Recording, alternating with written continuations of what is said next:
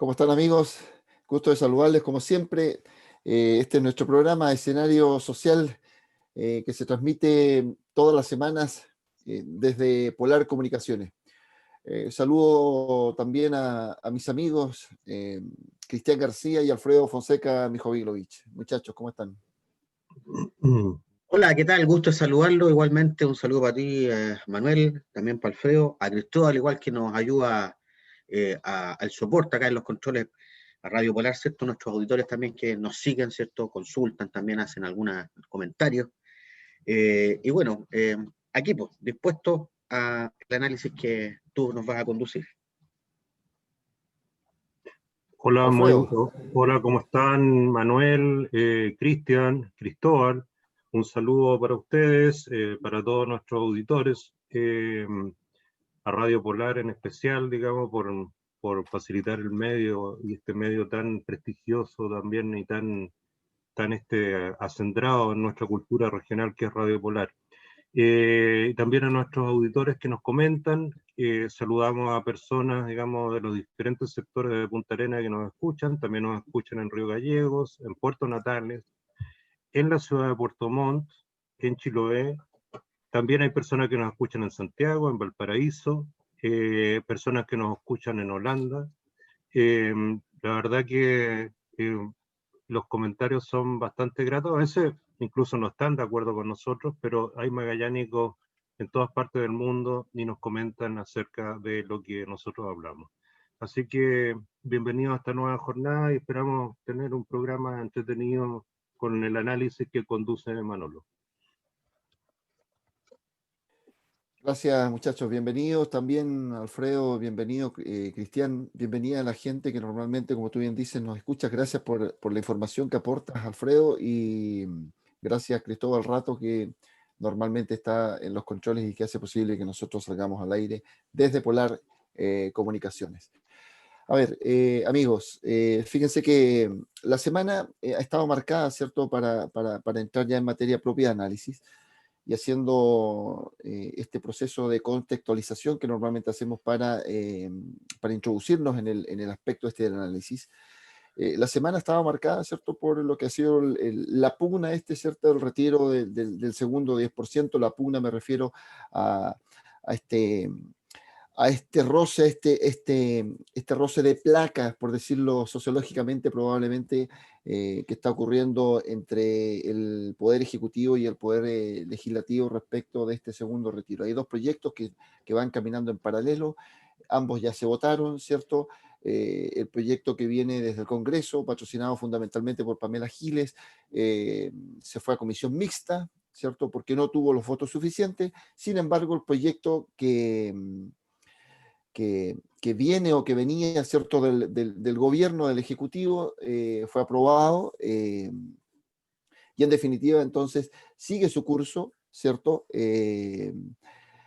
Y detrás de toda esta pugna, detrás de todas estas diferencias que se están produciendo, se modifica, ¿cierto?, el proyecto que viene desde el Ejecutivo, se transforma, según lo que dicen algunos analistas, en un proyecto razonable, considerando el proyecto anterior que venía desde la Cámara de Diputados.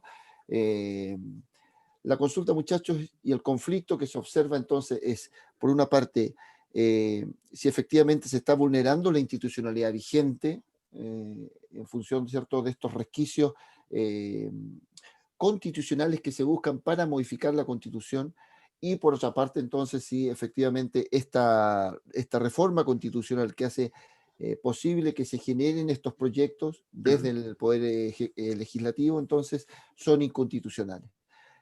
Ahí está un poco, muchachos, el preámbulo, ¿cierto? Sin perjuicio que también probablemente vamos a hablar un poco de esta iniciativa que se presentó, que está bien fría, diría yo también, que tiene que ver con este anticipo de las elecciones que están patrocinando algunos diputados.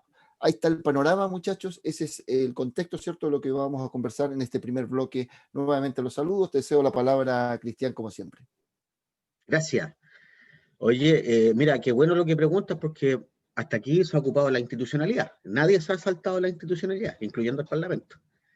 Porque si bien es cierto, estamos frente a un parlamentarismo de facto, es una de las cosas que permite el estado de excepción constitucional, el modificar la Constitución.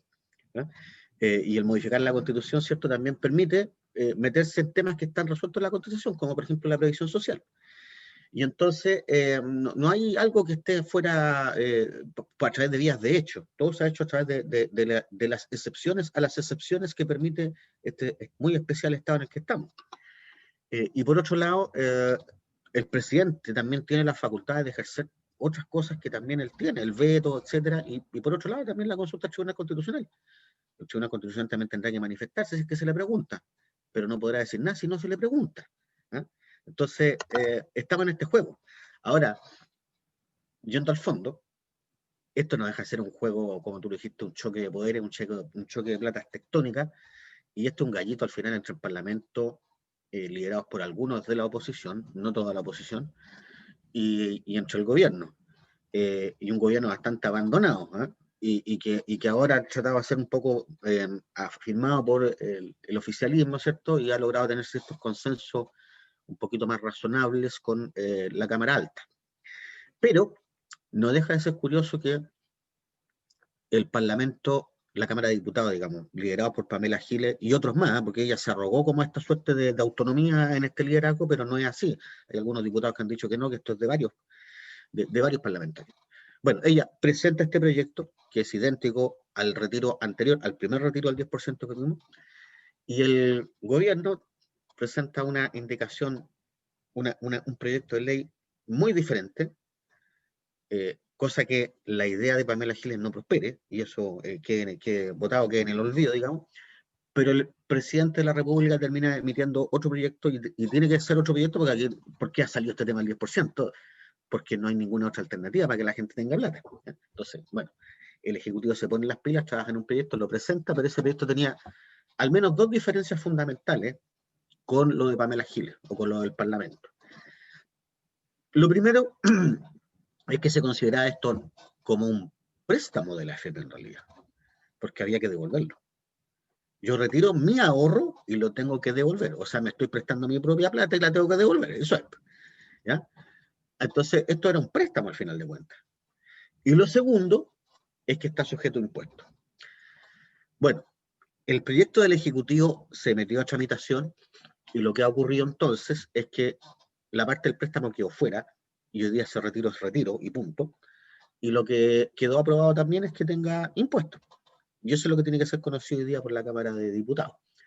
Ahora, el proyecto de Pamela Giles, o de la Cámara de Diputados, claro, los parlamentarios de la Cámara de Diputados lo aprobaron perfectamente, pero eso va a pasar al Tribunal Constitucional, porque el Ejecutivo, yo creo que ahí sí queda ejercer su potestad de decir, oiga, consulta al Tribunal Constitucional, y el Tribunal Constitucional tendrá que resolver si eso no es inconstitucional, y claramente es inconstitucional, pues si está colocando, está categorizando como ingreso no renta, es decir, está fijando que un incremento patrimonial de una persona no pague impuestos.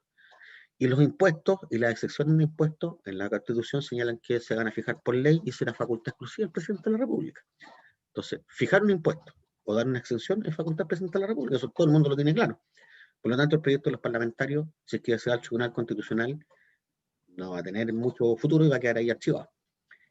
Pero veamos, porque finalmente esto es un gallito. Ahora, ¿qué sentido o qué diferencia tiene el proyecto de Pamela Giles con el de Piñera? Ninguno. Más allá del impuesto, ninguno. Entonces, aquí vemos otra vez nuevamente este egoísmo de, no, yo lo hice, no lo hiciste tú, lo hice yo. Y nadie está preocupado al final de la gente. Porque para peor de todo, estos dos proyectos son pésimos para la gente. ¿Por qué? Le están diciendo, los que tengan ahorros, ocúpenlo. Los que tengan ahorros, los que no tienen ahorro, no sé cómo se van a salvar. Y los que tengan ahorro, ocúpenlo. ¿Y después qué pasa? Ah, no, pues ya se comió usted los ahorros, así que perdió nomás. Entonces no tiene mucho sentido, no es muy solidario, no es muy generoso, y le están volviendo a decir a la gente rásquese con sus propias uñas. Los que tengan uñas. Sí, mira, Alfredo, siguiendo en esta misma línea, el control de constitucionalidad que hace o que debiera probablemente hacer el Tribunal Constitucional, hay que distinguir ahí también dos cosas. Un tema, ¿cierto? Es la discusión política que no es parte del análisis del Tribunal Constitucional, ¿cierto? Y otra cosa distinta es la discusión jurídica, ¿cierto? Que está asociado a esto que estamos conversando y esto que señala Cristian, que tiene que ver con la institucionalidad vigente. ¿Cómo lo ves tú, Alfredo? Bueno, pero mira, yo creo que aquí hay una dilación respecto a una medida que tiende a enfrentar la situación pandémica y social que estamos viviendo. Si tú te abstraes un poco de todos estos temas tan técnicos en el Parlamento, en el Tribunal Constitucional, etcétera, yo creo que aquí estamos en una cocina más grande que los ciudadanos no alcanzan a dimensionar. Se está uniendo el tema del retiro del 10% con la futura reforma previsional. Y las conversaciones del gobierno con algunos parlamentarios de todos los sectores, esto por debajo, por supuesto, ya se habla de la cocina del Senado con respecto al retiro versus la reforma previsional, es que el gobierno se está jugando aquí estructuralmente cosas muy importantes. Uno, se está jugando de que la reforma al sistema de AFP no sea tan estructural, vale decir que no atente contra el sistema. Y dos, se está jugando una cierta fama, si tú quieres colocarlo así, de que el gobierno de Piñera va a terminar su mandato habiéndose preocupado de las pensiones y de los jubilados, aunque sea en una parte misérrima, pero habiendo subido un porcentaje la jubilación a la que las personas tienen acceso. Pero volvamos al tema del 10%. El tema del 10%, a mi juicio, se basa en una situación, en una premisa falsa, porque aquí todo el mundo ha hecho una descripción de la crisis actual, una descripción de las necesidades, una descripción del momento, pero yo creo que muy poca gente, o casi nadie, de las personas que toman decisiones se ponen en el lugar real de las personas y las necesidades que están pasando. Y pareciera que la pobreza y las necesidades actuales de la gente se basaron solamente en la falta de carácter, cuando no se basan en la falta de carácter, se basan en la falta de efectivo. Entonces, el tema es que el tema es que, como diciendo, mira, arréglensela ustedes como puedan, etcétera, no todos van a tener acceso. Todavía hay gente en algunos sectores fundamentalmente que defienden a ultranza el tema de la AFP, que hablan de los plasmas y de los televisores. Por favor, eso ya suena como una bofetada en la gente. Si tú empiezas a analizar las cifras, gran parte de las cifras del segundo retiro, que entre paréntesis movilizó la economía, del primer retiro, perdón, eh, fueron a pagar deudas morosas que tenían las personas beneficiarias de ese primer retiro. Y ahora estamos jugando con algo muy peligroso. Estamos a puerta de Navidad, una fecha, bueno, llena de simbolismo. Estamos a puerta del fin de año. Entonces, estirar el chicle y jugar con la necesidad de la gente. A esta altura yo creo que puede ser bastante peligroso. Después no nos quejemos que tengamos nuevas explosiones sociales, manifestaciones espontáneas, etc.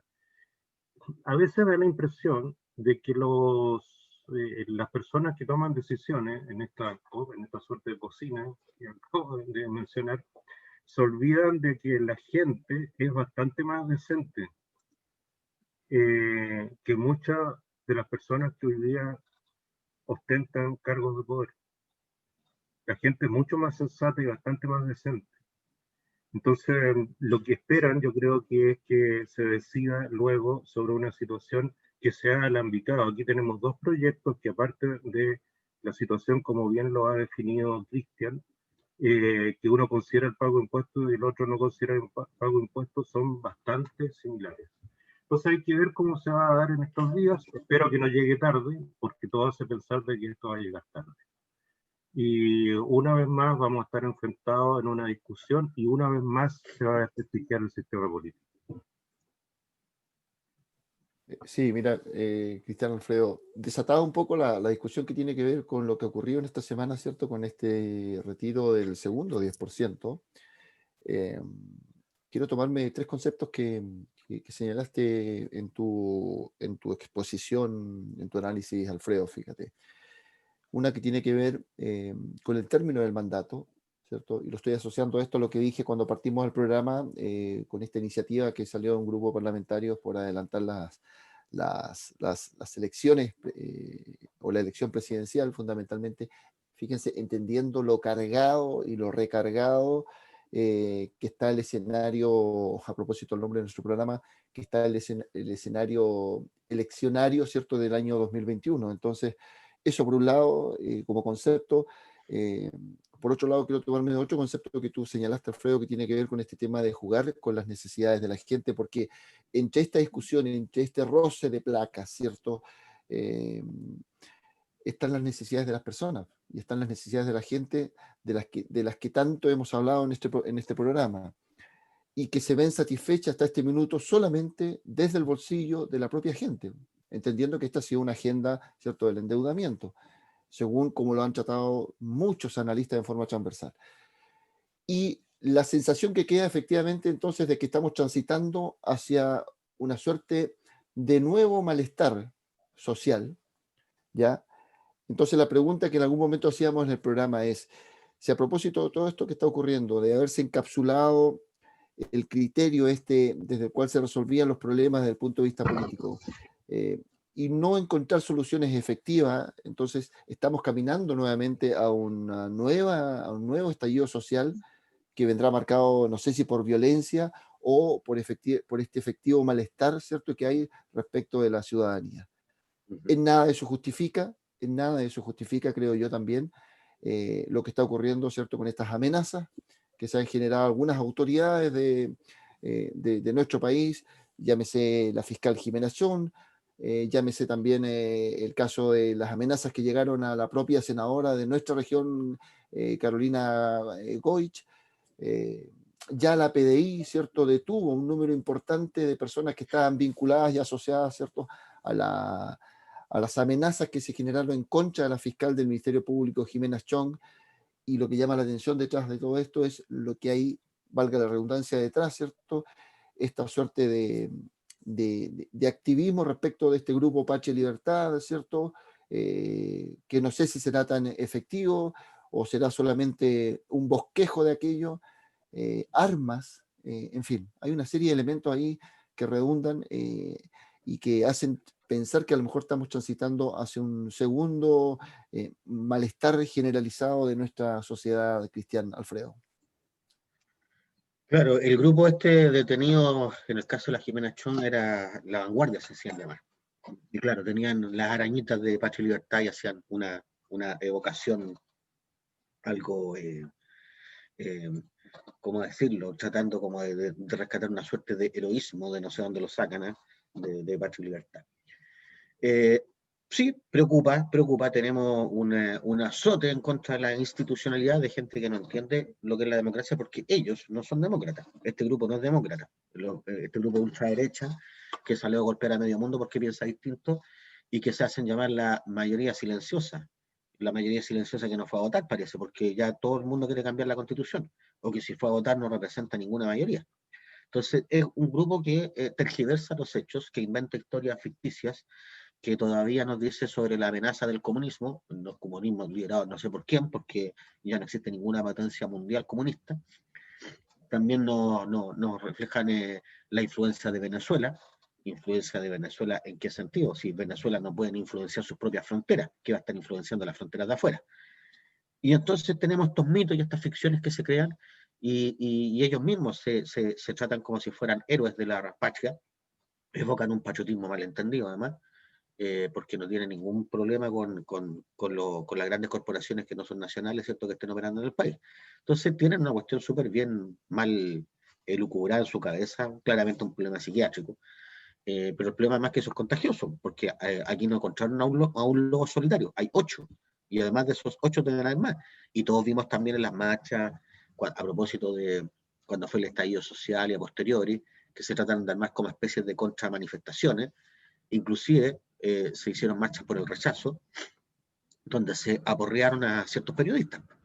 Entonces, tenemos gente que está un poquito desquiciada, y que está llamando a la violencia, y no es del sector de la izquierda, es claramente del sector de la derecha, y de una derecha extrema, ¿no? Entonces hay que tener claridad en eso. Yo no he visto tampoco particularmente un llamado de ningún partido de Chile Vamos a condenar estos hechos de violencia. No lo he visto.